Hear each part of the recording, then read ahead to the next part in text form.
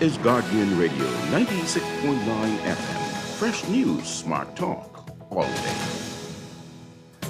The views and opinions of the hosts and guests are their own and do not necessarily reflect the position of the management and staff of Guardian Network. Boy, you know what going down tomorrow? No, babe, what happening? Joe bringing these knives to school. He could do Junior in. For what? Boy, he fooled with Joe girl. Mother sick. And you know, Junior don't bark down for nothing. So that means you got a big fight tomorrow. So whose side you on? Side? I trying to stay in school, not Simpson Pen. We gotta tell somebody about this fight. Tell somebody. I ain't no snitch. I mean cool, you know. Boy, if you so cool, then you need to stay in school and stay out of the fight. Yeah, but if I don't hang on Joe's side, him and these boys coming for me next. All right, so we definitely gotta tell somebody. We gotta prevent the fight. What I say, I don't want nobody call me snitch. We could just call Crime Stoppers. You could report what you know, and nobody gotta know it's you. So how did the boy? All you gotta do is call them, or you text them through the crack crime Bahamas are, and nobody can know it's you. Then the police come looking for me for more info, and when they finish with them, Joe them coming looking for me?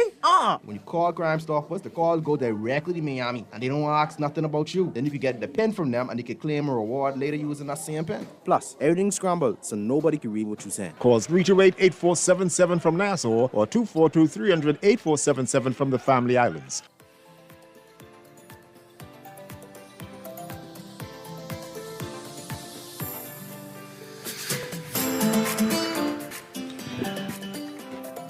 Hello and a pleasant good morning and welcome to Guardian Radio AM. It is Tuesday, June 25th. It's so strange to hear my voice back to back.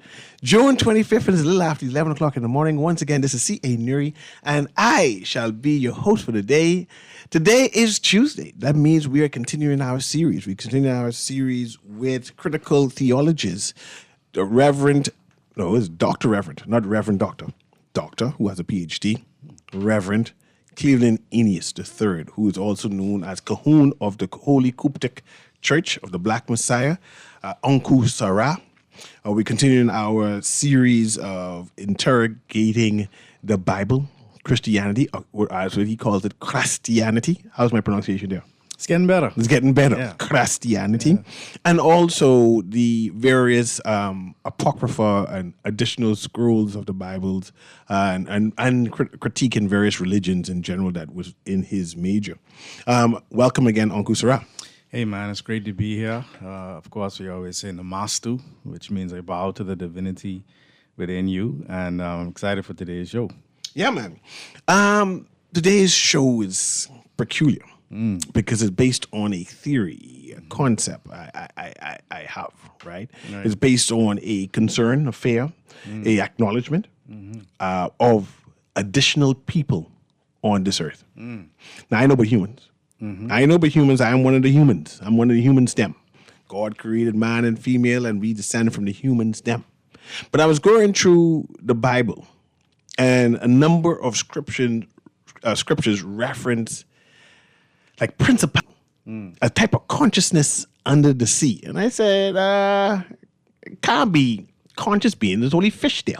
There's fish in the waters and not anything that has a sentient, that's what they call it, sentient beings under the sea. But I come across scriptures which suggest that either there were sentient beings on earth before man, or there are sentient beings on earth now with man. There's a theory, there are those theorists who believe this Admiral Byrd gentleman going to South Pole. Yes, the South Pole, and find a big hole, with all kind of trees, because it's frozen. Antarctica supposed to be frozen, but he found a greenery type area, right? And there was a hole there where you can, according to the theorists, drive down, fly down, and get to the center of the earth, and there are people, beings, like animals, living in the middle of the earth, right? And I want to know, in your studies as a pastor, in your study as a critical theologist, does the Bible mention any other sentient? When I say sentient, I mean able to think like me, not act out of reaction, instincts. I mean them thinkers, those people who could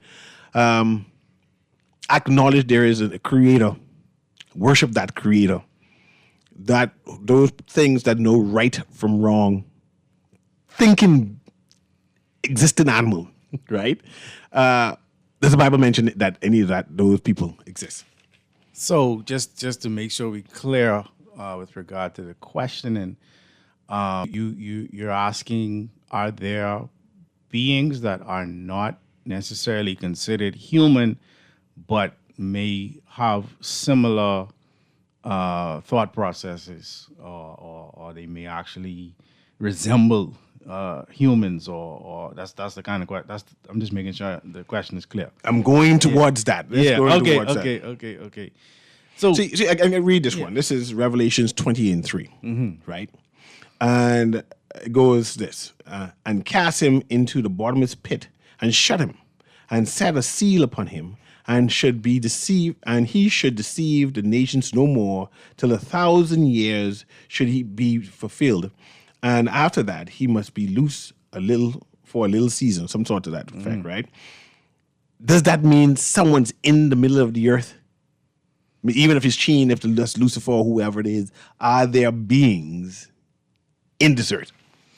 Yeah, so this conversation is always a conversation that people would categorize as, conspiracy theorists, or it is not a conversation that is in the mainstream of academia, or even in the mainstream of what we refer to as just news. However, there are accounts, biblically and otherwise, of, for example, caves, right? They talk about caves that do have life forms that we are not familiar with, based on the fact that in those environments, the sentient beings would not necessarily function the same way that we do, because they don't have as much sun, or they may not have the same type of environment. I'll start the conversation this way. All right, we within the Holy Coptic Church recognize that there are many different types of beings, not just in the earth, but actually on the earth. Right, there are scientists that are finding skeletons of what, you remember the movie Coneheads? Yes, I see Coneheads. So it's a group of beings called Teros. These Teros, and another group called Dunakil, the Dunakil, who have a cranial structure that is much different from what human beings have, but these skulls are being found.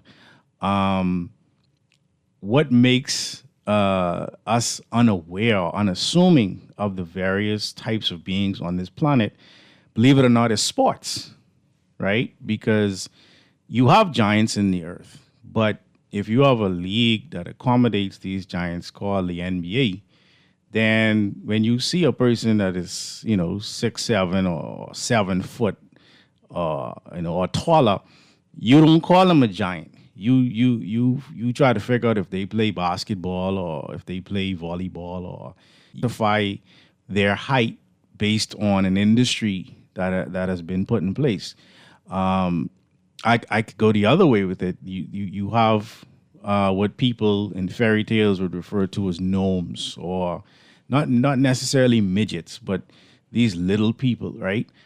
But when you look in the horse race industry, right, you have these jockeys who have to be a certain size in order to not, add too much weight to the horse. So these jockeys, in times before you had horse racing, they may have considered these types of people gnomes, or had other names for them, right, outside of the word midget or little person, right? And I don't want to offend anybody. I know some of these terms, they say, are offensive to certain people, so I want to be clear. I'm not trying to offend anybody. All right. You have another group referred to as the Deros, right? In the Hindu religion, they have a god called Ganesha, or Ganesh, which is a obese, elephant-headed god that is related to this Dero. All right. those genes are a part of people who are on the planet today. But again, if you saw someone that it was really obese, in many instances, they begin to try to figure out: are you a lineman in American football? Are you a sumo wrestler? Right? There are people who have what they refer to as diseases, but technically, if their genealogy is tapped into, they're realizing that it's not so much of a disease, but more of a species. There's a disease that they call hirsutism. Hirsutism is an overgrowth of hair. Like people have hair even on their tongue, right? They have it all over their bodies. But there's a group that they say in these caves called Duwanis, right? These Duwanis are very intelligent. They quote Shakespeare. They learn about what we as humans learn about, but they are not interested in interacting with us because they see us as very violent and very disrespectful to the planet, right? There has been research of, or they have found what are called centaurs. Centaurs are half horse, half man. They found thousands of these skeletons near, in and around Greece, right? Because they call Greece a place with many caves, right?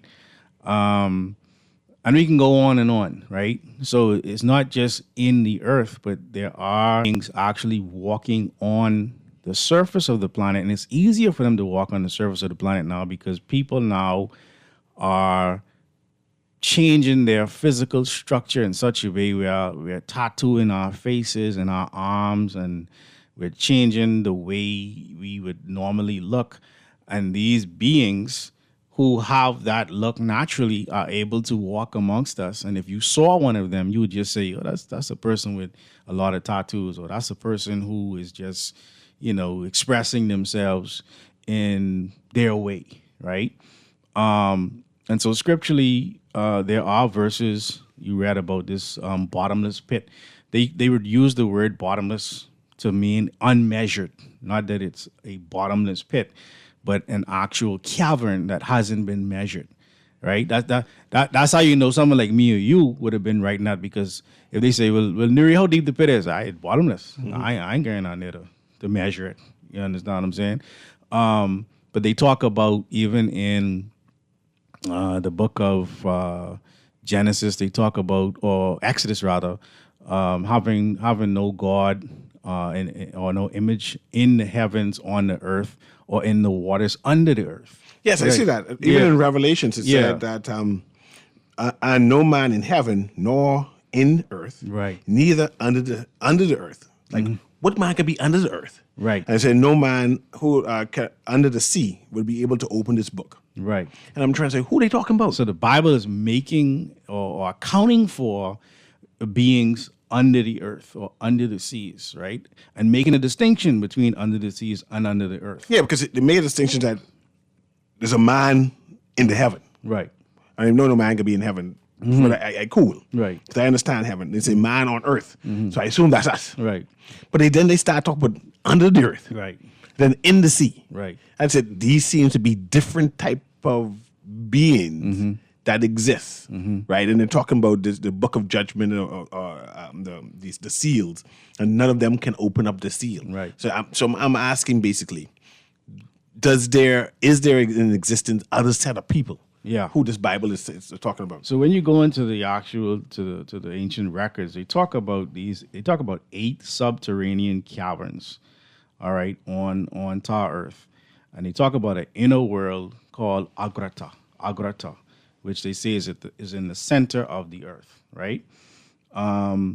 It talks about another place called Shambhala. Shambhala would mean the scent of Allah, or scent of the highest. It has a very sweet, or it is a scent similar to, it's filled with incense, right? It has a very nice scent, and so these records have been, or these places have been mentioned within various records. But what has happened in our society today is that we have been controlled by way of a dominant culture or a dominant society that only allows a certain amount of information to be endorsed. Because we're in the information age now. You can actually go and you can find things. But will it be endorsed by the dominant culture? Will it be endorsed by academia? Will it be endorsed by even the church? Who will endorse these things? If we as a people are serious about gaining the power that we seek, our Basesh, Hotep Tar, the Rev. Dr. A.J. Varma, he says the power that we're seeking in many instances is knowledge. Knowledge is power. However, we have to be responsible with regard to how we actually attain this knowledge and how we cross-reference the knowledge. Not everything that pops up on the screen is necessarily true or within the proper context, which is why the conversation is so important. So when you do research on an ocean underneath the ocean, right? You can do research on it. You talk about there's fresh water 400 miles into the earth. And they talk about how they say the rock is sponge-like and a huge amount of fresh water in these rocks, right? And then when you juxtapose that to new information, new seismic information that has been revealed, whereby they now have the technology to, because at one point they were just saying that the earth is not hollow and that it is actually more dense in the earth than on the earth, right? But now they're saying that the earth seems to have a heart. They use the word heart. They say the earth has a type of heart, and they say this heart has chambers, and they're using the data from a new type of seismology, which is basically sending a what's the word I want? You're sending a beam of vibration into the earth and then recording how it vibrates, and almost like an X-ray. Let me even use that word, right? Into the earth, and based on the readings of how that ray bounces around in the earth, it is allowing them to see that the earth is not the dense core that they once thought it was, right? And so ultimately, this should make people not want to just get a shovel and start digging to find out if these caverns are real, or go and look in the caves and see how far you could go. That's not the point of this conversation. The point of this conversation, ultimately, for me, is to make people want to know more than they already know, right? The point of this conversation is for us to be able to look at the Bible again from a different perspective, knowing that in this Bible, they're mentioning these things. They're mentioning, for example, we talked about last week in Genesis 1:21, it mentions the great whales. But when you look up the Banin, which are dragons, which are gargoyles, right? And when you look up these gargoyles, you see that it's not something that necessarily we see walking about every day. However, if you go to the countries, many countries in Europe, on their churches, they have these reptiles on the statues of them on their churches. You understand? The actual architecture of the buildings, even of some of the, like, for example, the Anglican and churches, maybe some of the Catholic too, but there's a Gothic architecture to some of these buildings, right? That speaks to, again, what these verses are talking about and who is actually telling this story. Why am I saying that? In Genesis 1 verse 1, it says, in the beginning, God created the heaven and the earth. So God couldn't have been talking then. Somebody was watching God create the heaven and the earth. If we're going to take it that way. So if there was no land and they said the earth was void and without form, where the person who was watching this, they had to be in the water, recording this. You understand? So then, if we're looking at it from that perspective, I appreciate why the Holy Coptic Church is saying there has to be an African perspective, or a perspective of the people who was actually hovering above the waters. Because one narrative is someone in the water watching someone else hover above the water. There's another narrative then of those who were hovering above the water. You understand? They say the Spirit of God moved above the surface of the deep. So there are many different beings on this planet. And the reason why we are not aware of it is because the mainstream media, mainstream academia endorsing the reality of these things in order to keep control of a mentality, to keep control of a narrative, whereby we are just constantly looking for a deity that is further than the furthest star that we are referencing as God, that knows what we're doing at every point. And if we don't obey this God, we're going to eventually go to this hell that ultimately keeps people in fear of actually having these types of discussions. In the Dark Ages, they had a number of creatures. If you look at the old maps, they have mermaids. If you look at the narrative in the 14th, 12th century, you hear about these werewolves. You hear about vampires, right? I am uneasy with the topic altogether because I can see there being some kind of succubus sucking the soul out of you, right? I can see there being some kind of monster werewolf creature. And then when the scripture said, what was in the beginning shall be at the end, right? And I said, don't tell me the werewolves coming back. Does the Holy Coptic Church entertain the possibility of werewolves, vampires, goblins, and such, in short, demon-type creatures existing? We do, but not from that perspective. I mean, when you talk about a werewolf, you're talking about... You don't believe in witches? We do. But again, the fairy tales, remember we talked about magic and we talked about the fact that you have those who use sleight of hand and then you have those who use actual science. If we look at it from the perspective of science versus a fairy tale, it becomes real because a werewolf, so let's talk about a person who has an appetite for blood, right? They're not running around actually sucking your neck, right? And their steak very...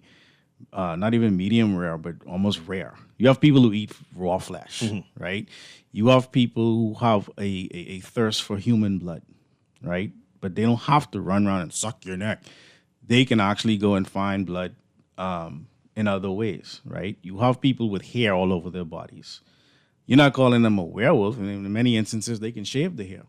But it doesn't mean that because in the werewolf movies, they talk about the werewolf coming out when the moon is full, right? So ask anybody, and maybe someone could call in from the police force or who works in accident and emergency, if there's any change in their workload during a full moon, right? Because when the moon is at its fullest, you have a pull on the waters of the earth. Well, the brain also sits in water in the head. So it's also a pull on the waters of the body as well, which is why women's menstrual cycle seem to tie in with some phase of the moon. There's this pulling of the water. Those people whose, when their waters are pulled, who act outside of normal human behavior, we refer to them as lunatics. These lunatics, or people who are affected by the moon in that way, would be the werewolf story, would be the person whose whole demeanor changes when the moon is full, right? The idea of mermaids, right? Again, sports has done a great job of making them hide in plain sight, but you have people who spend inordinate amounts of time in the pool or in the ocean. You call them Olympic swimmers. You call them what's the sport now that we seem to be doing well at? Water polo? Water polo. You have these different sports where people are always around water. And so a person who's spending in an ordinate amount of time in water, you don't see them as having that same type of gene or that gene being in them. You just see them as someone who, okay, you're doing well at that sport. But let's go even further though, right? If we look at the evolutionary process of what we're calling human beings, it's very easy to see that these things are not far-fetched if you look at how a human being is ultimately formed. We start out as what looks like a tadpole, right? This tadpole that ultimately becomes a frog, ideally, is what the sperm looks like, right? That sperm then hits an egg. So we all come out of an egg, very similar to a reptile, right? If you look at the trimesters with regard to gestation, the first trimester, we look like a reptile. We look like a type of reptile. And then we eventually begin to look like a gray, all right? They call them grays or the Rumardians, which are these little space people that they appear to be gray, and they have 3 fingers, right? And their eyes are different from ours, and they have no ears, right? And what our great elders say to us is this is not how they look. This is actually their spacesuit. This is actually how they're able to function in this environment here on Earth, right? But we have a relation to them because if you look at the actual trimesters as the baby is going through the 3 trimesters, we look like a gray. We look like the actual alien that we're talking about. Can this be Darwin's? Well, Darwin, he believed he came from some kind of tadpole, but what you're describing now is a natural phenomenon, right? But the same cycle. So Darwin was tapping into that reality, but then Darwin and many of the anthropologists of that era were very racist, right? And so they were trying to find a way to justify their racism by making indigenous people, especially African people, closer to apes and themselves closer to what they referred to as humans. But there is science-based discussions out there that will say to us that there is a relationship between what you call a human being and the reptile and the gray, all right, that they refer to as this alien. If you just look and see what is taking place inside the womb, this water space, whereby we're utilizing things in the womb that we don't use outside of the womb, like our tonsils, which can be gills inside of the womb. You see, they say, well, the tonsils don't really have no real use for them. You could take them out, but that's not true. There's the work with the pineal gland, but that's a whole nother show. So we have some callers who want to engage you. Let's go to the callers now, because it sounds like you believe in aliens, and it sounds like the Couplet Church might believe that there's extra people in this space who came down on this earth. But I can go there, right? Because I want you put on record, yeah, right. But go ahead, caller. Can you hear me? Hey, morning again, CA. Morning, brother Uncle. Good morning, my brother. Yeah, everything all right, Uncle? Yep. How you doing? All right, man. I can't complain, man. I know you can deal with CA, but them questions he'd be kicking up out of nowhere, and he sounds like he'd be serious with them too. Yeah. But Uncle, before I put my point down, when you was talking about lunatics, right? Mm-hmm. You sure lunatics don't? You sure that had something to do with women? Because something, and how you say something like the 28-day cycle, with the moon, right? And one of the first things people ask women, and even ask some men when they have an attitude, is your period on it?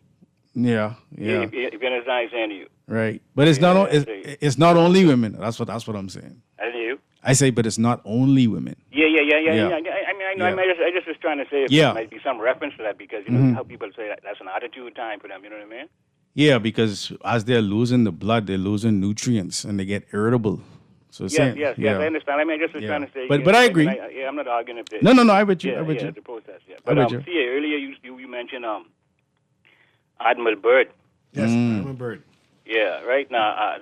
Brother Angu, I don't know if you know who you're talking to either, but a few years ago I had a conversation with you about a particular thing. I won't necessarily say what it is right now. Mm-hmm. But CA, these men they were in boats, they were in ships, and come back out in the ship. Ah, right. This was World War II, right? Admiral Byrd. So they had planes. They had planes then, or helicopters then. But they were on an expedition. They went boats. Right? They went boats. Now you see, what you need to understand, CA, is that like how Brother Anku was saying earlier, people control the release of certain information, and he was talking about cross-referencing and scrutinizing information, etc. Right? we need to understand, or we need to take into consideration sometimes, or all the time, whenever there's information that is relevant or whatever, or whatever, we need to understand or try to, where did it come from? Where was this concept, or where was this idea given birth? You know, that's what we need to look at. You see, we need to look at, because we need to understand that a lot of things that we believe today as a reality, like how Anku was talking about, controlling the mentality and the narrative, a lot of the things that we believe today is a big lie. You understand? So I have known about Brother Admiral Byrd for years now. See, that's why I was surprised to hear you talk about him. And I mean, and I would like it, see, if you would have the courage to even go even further as it relates to Admiral Byrd and what his discovery really revealed and what it meant, because he said that there was land beyond the South, say beyond that was larger than North America. And he said that it was filled with resources, enough resources because he was talking about coal, say enough coal to power America for forever, right? So I mean, so these are the discoveries that this man has made that is not on a map that we see today. You understand? He is talking about land that exists, CA, right? That we view today, and the reason why, CA, is because the way that they have gotten us to view the world, right, has made us believe that there's nothing else but what we see. Because if it's a ball, right, and if it's a ball and it's a closed ball, and you see it's a ball, right, ain't no place else to go. But suppose it wasn't a ball, CA. You believe it's a flat place? Yeah. I'm only saying. Suppose it was not a ball, CA. Suppose it was a level place would make more sense because because you see in the globe, CA, in the globe, you have to understand this. In the globe, gravity is the god of the heliocentric model, because with gravity all things are possible. So you see, the heliocentric model is actually a religion in a way, because and gravity is the god. You understand? But like I say, see, suppose now, suppose we in this like a pod. Suppose we in like a circle. Suppose we in this big encircling thing, and the land is like in the middle, and the sea all around us, right? And then they have, because you need something to hold the water in. You know what I mean? So suppose on the outer edge, on the big outer circle, is this big ice wall thing with its hold the water in, right? But we in the middle. Now suppose beyond this is another thing would look like what we in. You know what I mean? And see, that is what Admiral Byrd found. He found another pod or another because I mean, sometimes they have games where people have little circles and that's their little city, and then they could venture out and they could find another little thing and would look like they own. Suppose he found that. You understand where I come from? Because see, like I said, see, I'd love if you have the courage to really have that conversation if the earth is not what we have been taught. You know what I mean? Because I would love to have that kind of conversation, because I mean, all we have about it. Well, flat Earth. And it makes absolutely no sense. There are things that are impossible. If you understand my point to you, so what I'm saying is this, if the truth is other than what we have been taught, right, then we owe it to our children to teach them the truth. And what's wrong with challenging a philosophy or an idea that exists? The truth bears no contradiction. You know, so why should there be a fear of having that type of discussion? You know what I mean? Because like I said before, I know that what we see or what we've been taught is not where we are. You know what I mean? Not one day, CA, have you ever gone and something? I feel it's spinning, Not one day, CA, have you ever done that? Not one day. It is impossible for the North Star, for Polaris. Oh, God. Polaris is a star that does not move. You know what I mean? It is impossible for Polaris to not move, not 1 degree, not one fraction of a degree over millions of years, and we be in this spinning, wobbling, spinning around 1,000 miles an hour, wobbling, going around the sun at 66,000 miles an hour, while the sun and us and all us zipping to the universe at 500,000 miles an hour. So what I'll do? There's no form of parallax, no movement of the stars. The constellations are consistent year after year, but we're doing all this movement. Okay, so what I'll do is I'll entertain you and have a flat Earth theory show, right? Where we propose that the Earth is flat, and if you sail so far, you might fall off, and that is not a globe. But I want to say that Lieutenant, later Admiral Richard E. Byrd, reputedly was the first man, along with crew member Floyd Bennett, to fly over the North Pole on May 9th, 1926. Some experts dispute that Byrd actually reached the North Pole, but at the time, his claim was universally accepted. Just want to do that quick Google on that. But I prepared to have a conversation about the Earth being flat, and that we are surrounded by a doom, right? And that we can't breach the doom to go to space. I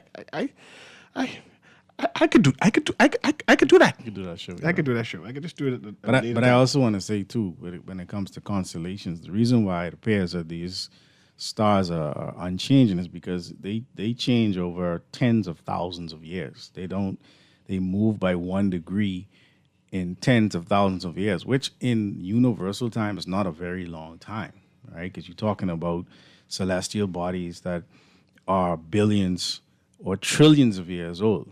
So again, that's a whole other conversation. But I appreciate the commentary this morning. Definitely. I read a book where they had Lucifer being the god of the earth. Right? This is before the creation of man, that the earth itself had creatures here or humanoids here other than man, right? And that Lucifer had a title. And that when that title was stripped from him, I guess when they had the war of heaven, right? When he believed that he could raise up to the creator level, right? And that he wanted to overcome those people who were the gods of heaven but wanted to go to the creator, that all this title was stripped from him. So he was no longer the Lord over this earth. Then I read in another book, right, where there were different floods, different destructions of this earth. And when Satan fell and had that earthquake, or before they had that second flood or first flood, there was a mass destruction. And some of those creatures, aliens, beings, humanoids, were escaped to the middle of the earth, escaped to space, right? I find this Anunnaki talk is getting popular now. Everyone would talk about Anunnaki. Like, they just go on Facebook and Google, and now that's part of their concept of reality, that they exist. And I said, but that ain't in the Bible. And then they say, yeah, see it there. And I said, that book ain't in the Bible either. But they said, no, they left it out because they're trying to hide it from me. And I say, does the Coptic Church have any reference about other humanoids, other destruction of the earth? And I see you, caller, coming to you right now. Yeah, definitely. When you see, the only way you can piece together the historical, if you want to call it that, narrative of the planet is you have to look outside of the Bible. The Bible would not have every rendition or every aspect of what's happening on the entire planet. You'd have to go to the indigenous people of the planet and look at their records. So you have the records of what they call the Sumerian records, one called Utnapishtim, right? Who would have been the Noah of his time. You have the records of the Hindus in the Vedas, where they talk about Manu, who would have been the Noah of his time. You have the records of the ancient Africans, where they talk about Khufu and him being the Noah of his time, or even Nuak, who they refer to as Noah, experienced the reality of flooding in their part of the earth. Is this all the Noah story, or are you saying that there were different people who survived this big flood? There were different people, not all in the same time period. So some of these events have, there are hundreds of thousands of years in between, or even billions of years in between some of these events. It's a constant replenishing that's taking place. That's why they use the word replenish in the book of Genesis chapter 1. Be fruitful, multiply, and replenish the earth. This was not the first time that the earth needed to be replenished. You understand? So in order for us to appreciate what is taking place, the Holy Coptic Church understands that our records that coming out of this mother scroll or this mother scripture reference in the book of Revelation chapter 5, where they talk about the 7 seals, right? These seals are records that come out of a larger scripture, which was referred to as the Akasha records, all right? And these records are records of not only this planet, but the entire solar system, galaxy, and universe. So when you begin to appreciate the reality of what we've been saying now for weeks, which is that in the Zondervan King James Study Bible, they have a list of books that are not found in the Bible, but are related to the Bible. So even the biblical scholars recognize that, yes, the Anunnaki is in the Bible, but that Anunnaki is inside the Bible. the word Anak is there. That's a right? different word. Coincidence, man. Well, the word itself, when you begin to understand the reality of who the Anunnaki are, because the word ki just is saying where they are.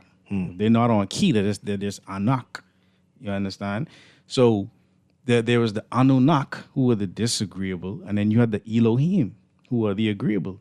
You had these 14 tribes that came to this planet. You don't hear about... How come you just talk about this? Why we talk about it weeks ago, but we talked about it as the sons of God coming into the daughters I of can write that men. Elohim and Anunnaki. I can talk about that next week. Let's go to this caller Sure, again. sure. Because you talk about these 12 tribes coming down and will fight. Hey, go ahead, caller, because Uncle hiding stuff from me. And then the good stuff he read to the end of the show. Go ahead, caller. Hello, good day. Go ahead. It's you live. Yeah, I wanted to call in regards to his commentary on Admiral Byrd. Go ahead. Yeah, what I found interesting about that is, like the previous caller said, he actually mentioned that there are resources that far outnumber or way the resources we have on this plane of Earth that we know exist. And it's something that they been hiding for years, and that many countries around the world actually know about the existence of these things.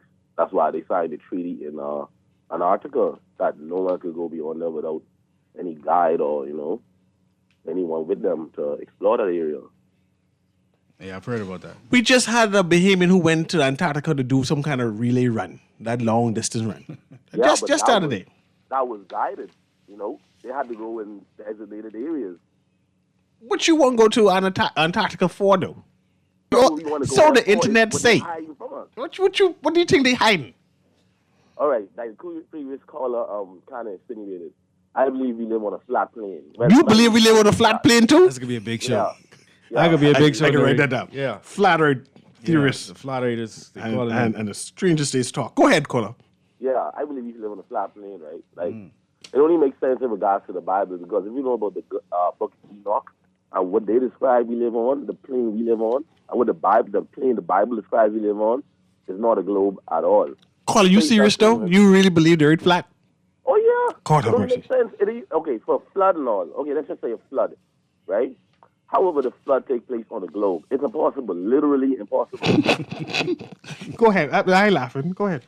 No, I mean, it may sound like a joke, but that's true.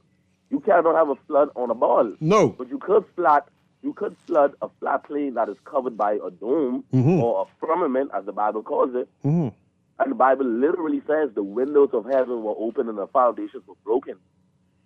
Like, water was let in here by God. That's how the earth was flooded. Okay. I can have the show. I can have the show. I bet you better listen to I can caller. reserve my comments for that show.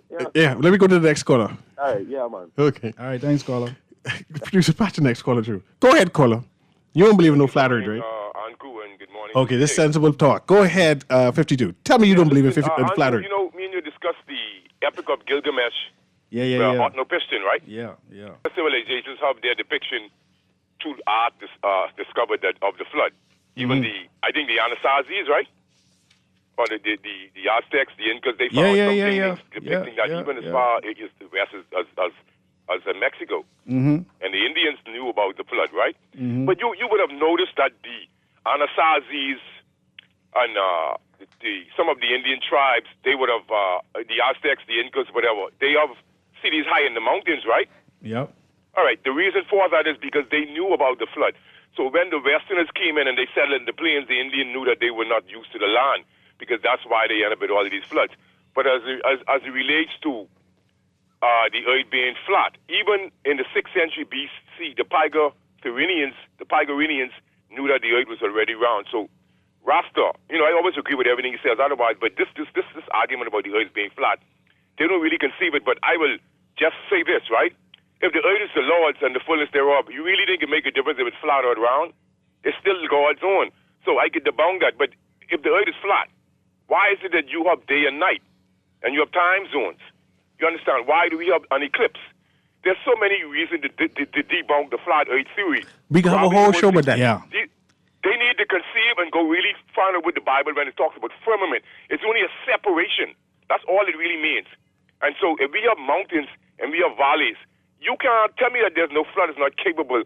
So listen to me, why haven't they, Uncle, you know the basis on the flat earth theory, that the earth is the center, and then you have a crust around that stops them sailing up the edge of the earth. Why hasn't Ferdinand Magellan, Francisco de Pedagogy, Francisco de Nunes, but why haven't any of these guys sailed off the surface of the earth, Uncle?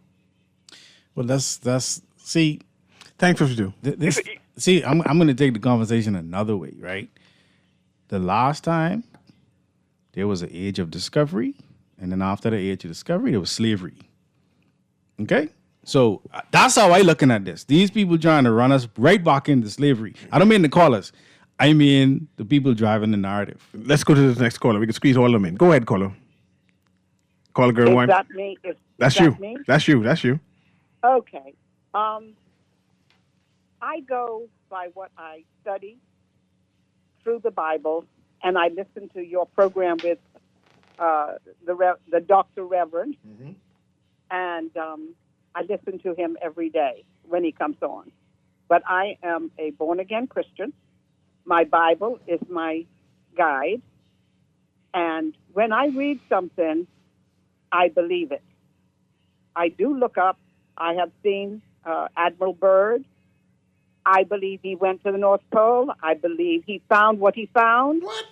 I believe he went to the North Pole, South Pole and North Pole. Mm-hmm. And there's always been other creations that we could see through the history in caves and everywhere else. Mm-hmm. But I do believe my Bible. Mm-hmm. But quite clearly, this world is not spinning. This world has a dome. What? This world is flat. It's be a big show. It's be a big show next week.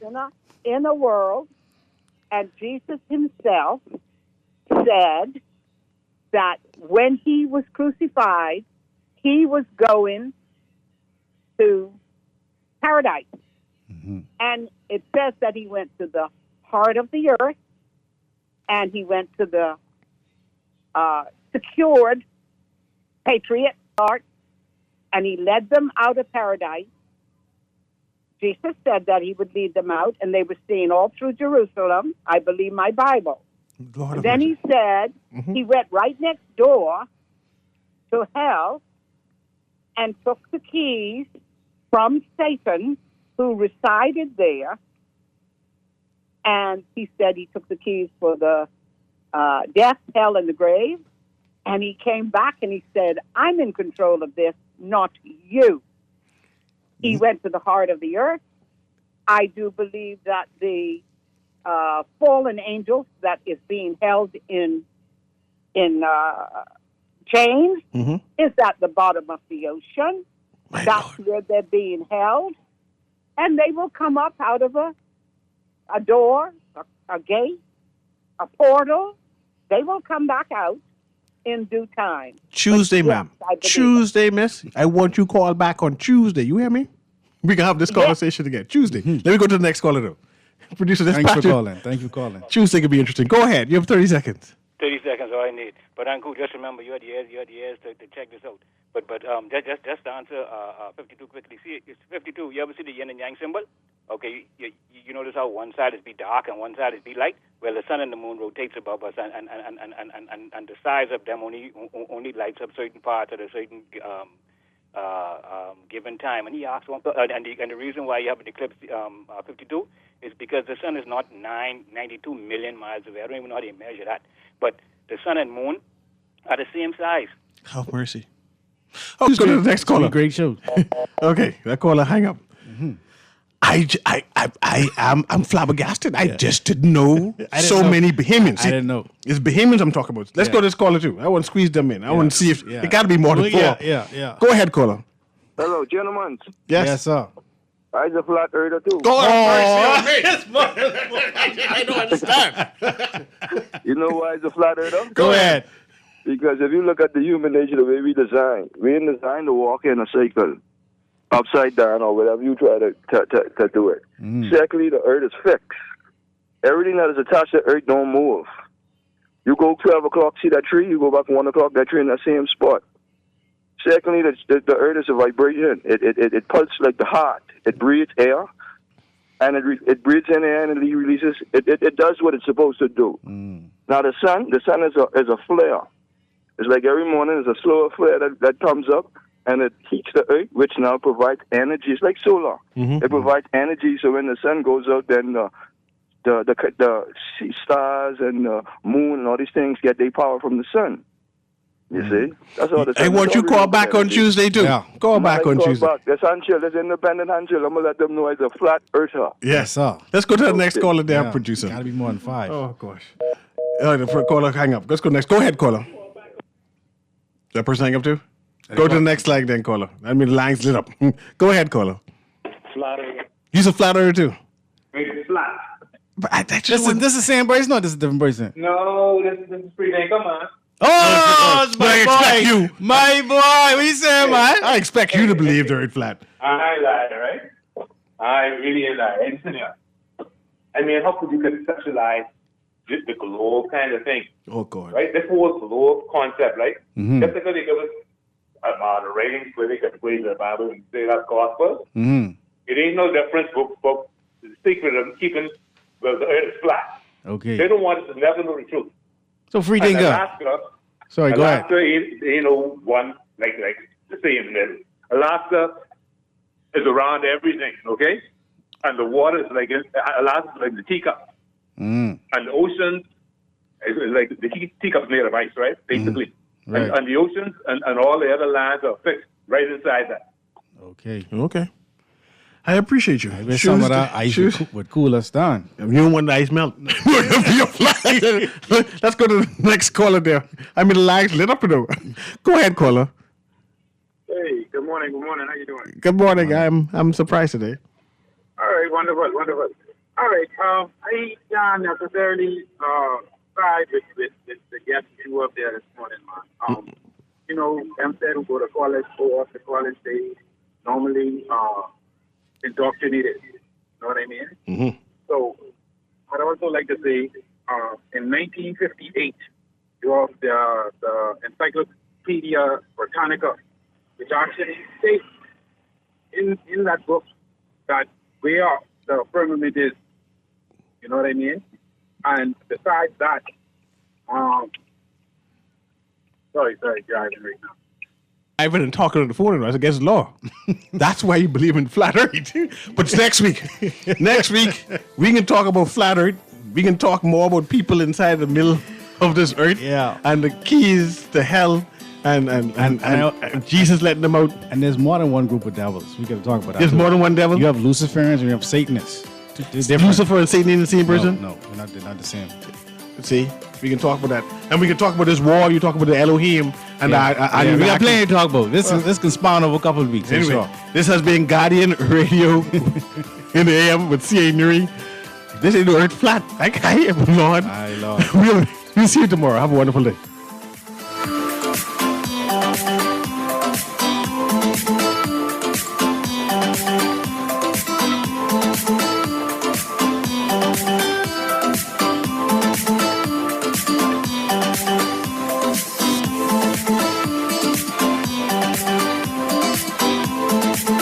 This is Guardian Radio 96.9 FM, Nassau, Bahamas.